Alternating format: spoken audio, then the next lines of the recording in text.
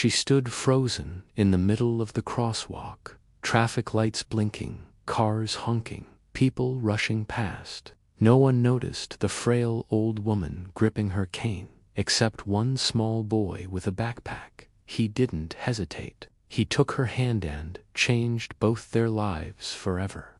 In the heart of downtown Chicago, life moved fast. People didn't stop.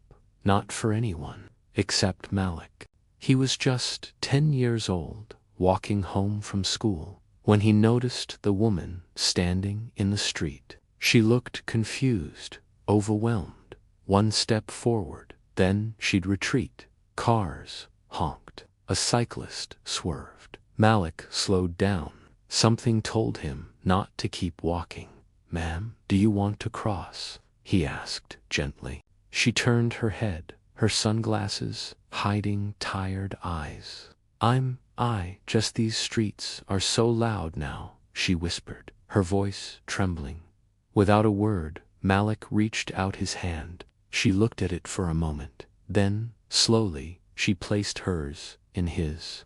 Together, they walked across, step by step. Malik walked slowly, matching her shaky pace, holding up a hand to stop an impatient car. She smiled as they made it to the other side. "Thank you, young man," she said, gripping his shoulder. "People don't stop anymore. Not like you." "My mom says we're supposed to," Malik replied with a shrug. They both chuckled. "Can I walk you home?" he offered. The woman hesitated, then nodded. "It's just around the corner. I'm Ruth." "Nice to meet you, Miss Ruth. I'm Malik." They walked 2 blocks, talking the whole way. Ruth told him she had lived in that neighborhood for 42 years. "My son moved me into this place after my husband passed," she explained. "He travels a lot now, works overseas." When they reached her building, Ruth turned and looked at Malik. "Would you like some lemonade?" "It's the least I can do." He smiled wide. "Yes, please." The next day, a black limousine pulled up to Malik's small apartment complex. His mother, Danielle, peeked through the curtain. "What in the world?" A tall man in a tailored suit stepped out, holding a briefcase. He knocked on their door. Danielle opened cautiously. "Can I help you?" "Is this the home of Malik Anderson?" Malik peeked from behind his mom. "Yeah." The man smiled warmly. "I'm Eric Langston, Ruth Langston's son." Danielle's eyes widened. "Wait, Ruth, from Langston Pharmaceuticals." Eric nodded. "My mother couldn't stop talking about the little boy who helped her. I wanted to meet him myself and thank him properly." Malik blinked. "You're the billionaire she talked about," Eric chuckled. "Guilty."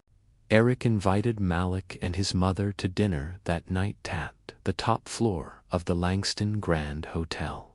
When they arrived, Malik's jaw dropped. Crystal chandeliers, white tablecloths, people in suits and gowns. Ruth was already there, beaming. "Malik," she called out, opening her arms. He rushed over and she hugged him like family. During dinner, Eric leaned in. "You saw something most people ignored that matters to me. We've created a mentorship program for underprivileged youth, and I want Malik to be the first." Danielle gasped. "Wait, what?"